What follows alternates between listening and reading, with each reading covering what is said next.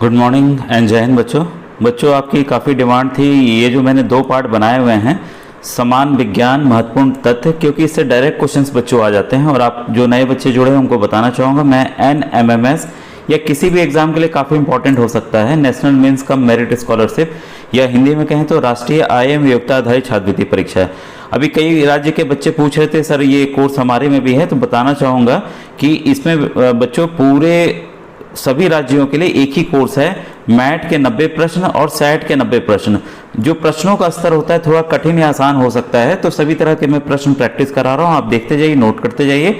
और आपको बताना चाहूँगा ये जो मैं दिखा रहा हूँ आपको बच्चों, ये विनोद सर की बुक है, राघव प्रकाशन के थ्रू प्रकाशित की गई, तो इसका नंबर मैं आपको फ्लैश कर दूंगा। अगर किताब की आवश्यकता होगी तो आप मंगा लीजिएगा बच्चों, ठीक है। आइए आज का वीडियो स्टार्ट करता हूँ मैं।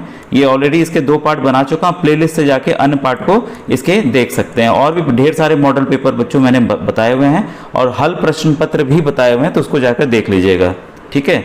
आज का पहला क्वेश्चन है, शहद का मुख्य घटक होता है फ्रक्टोज। बच्चों ये कार्बोहाइड्रेट का एक फॉर्म है जो कि हल्का मीठा लगता है, साथ ही साथ देखिए फलों में भी फ्रक्टोज पाया जाता है बच्चों। शर्करा को यकृत बदल देता है, शर्करा मतलब चीनी और यकृत मतलब आपका लीवर बदलता है ग्लाइकोजन में, ठीक है। असल या सत्य फल उत्पन्न होता है। आप ये सोचेंगे असली फल और नकली फल भी होता है, हाँ बच्चों एकदम होता है। जो सत्य फल होता है हमेशा जो है वो अंडाशय से ही उत्पन्न होता है, जो फूल के अंदर होता है बच्चों। असत्य फल उत्पन्न होता है बीजांड से, ठीक है। पौधे का प्रजनन अंग होता है फूल, फूल में ही प्रजनन अंग होते हैं। फूलों का अध्ययन क्या कहलाता है? एंथोलॉजी। ये कई बार प्रश्न आया भी हुआ है कि फूलों के अध्ययन को क्या कहते हैं। ये मछलियों का और आपका जो कीट पालन होते हैं, सिल्क निकाला जाता है उसका सेरीकल्चर, पिसीकल्चर, ये सब इसके उत्तर हैं।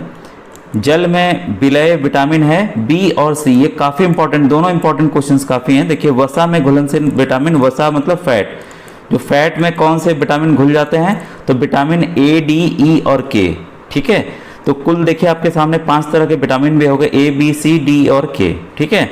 और बी और सी जो है वो पानी में घुल जाते हैं। मस्तिष्क का सबसे बड़ा भाग जो है वो सेरिब्रम है। तत्काल ऊर्जा के लिए खिलाड़ी को दिया जाता है ग्लूकोज, ठीक है। ग्लूकोज डायरेक्ट फॉर्म होता है जो कि हमारे शरीर में ऑब्जॉर्ब होता है, कार्बोहाइड्रेट का फॉर्म है और जो कि हमें तुरंत शक्ति प्रदान करता है। अशुद्धियों के कारण द्रव का क्वथनांक क्या होता है? बढ़ जाता है। याद रखिएगा द्रव का जो क्वथनांक है उसका बॉइलिंग पॉइंट है जो वो क्या होता है? वो बढ़ जाता है अगर उसमें अशुद्धियाँ आ गई हैं, ठीक है। कुपोषण होता है प्रोटीन की कमी से।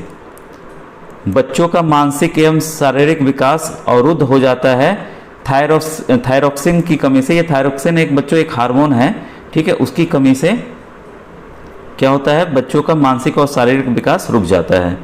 आरएनए का मुख्य कार्य है राइबो न्यूक्लिक एसिड। बच्चों प्रमुख कार्य है प्रोटीन का संश्लेषण, यानी कि प्रोटीन को बनाना, उसको मैन्युफैक्चर करना।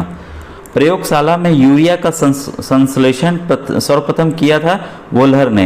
ये काफ़ी इंपॉर्टेंट, ये पहला ऑर्गेनिक कंपाउंड था जो कि बच्चों एक लैब में तैयार किया गया था। इसके बाद ही कई चीज़ें तैयार की जाने लगी, ठीक है। तो प्रयोगशाला में यूरिया का संश्लेषण ये बनाया था पहली बार वोल्हर ने।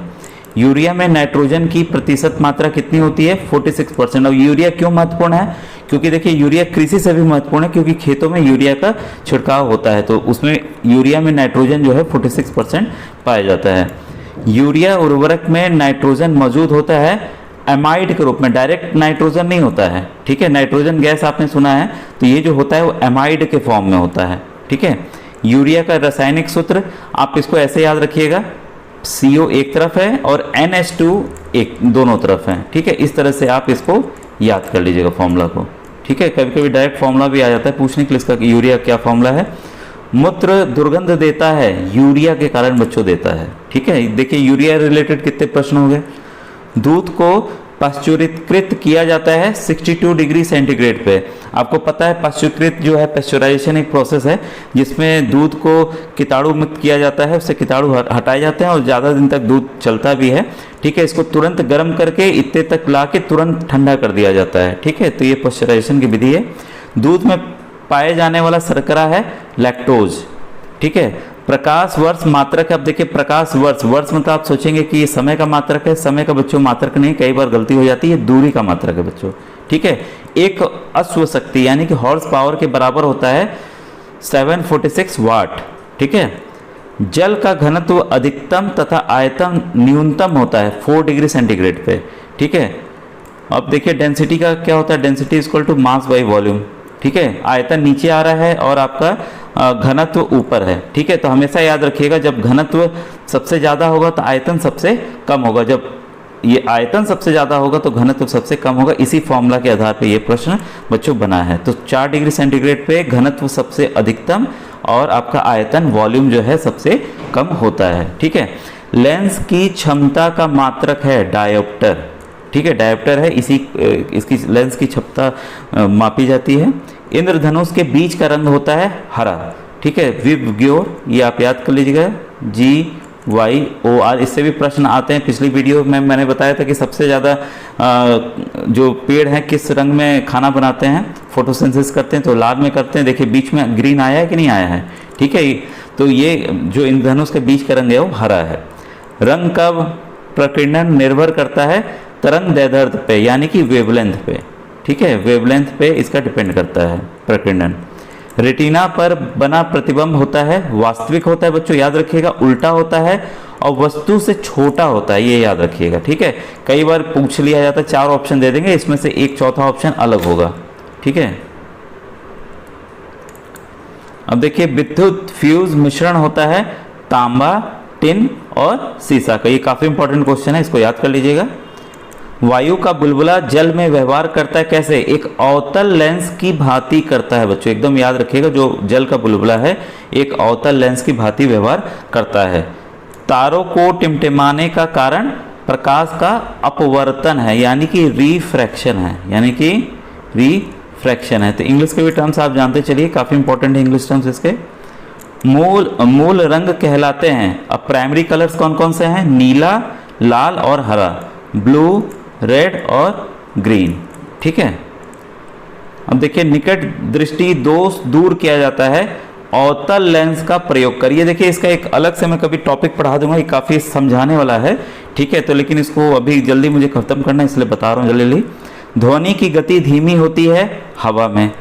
सुराही का पानी ठंडा होता है वाष्पीकरण के कारण यानी कि इवापोरेशन के कारण, ठीक है। और देखिए ध्वनि की गति अगर 3 ऑप्शन आ जाए, ठोस, द्रव्य, हवा, सबसे तेज किस में होती है तो ठोस में, सबसे कम किस में होती है हवा में, ठीक है। इसको नोट कर लीजिएगा।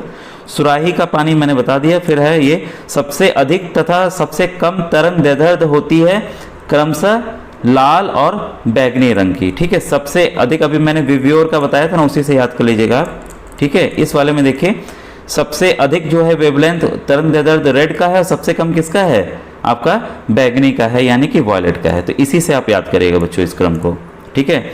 बर्तनों में कलई के लिए प्रयोग होता है अमोनियम क्लोराइड, ठीक है। अमोनियम क्लोराइड का इस्तेमाल होता है।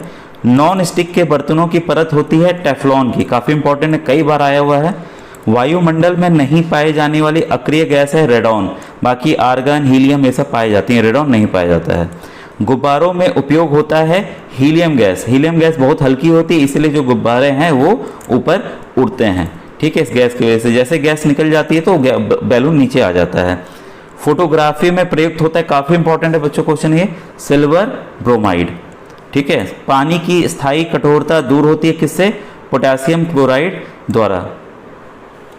लोहे को जंग से बचाने के लिए चढ़ाई जाती है जिंक की परत, ठीक है। जिंक की परत चढ़ाई जाती है बच्चों। ये था आज का इंपॉर्टेंट अपडेट, ये समय भी हो गया। नेक्स्ट वीडियो में बच्चों इसका बताऊंगा, आपको कैसा लगा आप कृपया जरूर कमेंट सेक्शन में कमेंट कीजिएगा कि वाकई आपको अच्छा लग रहा है और इस तरह के वीडियोस की ज़रूरत है कि नहीं आपको। थैंक यू बच्चों, थैंक यू वेरी मच।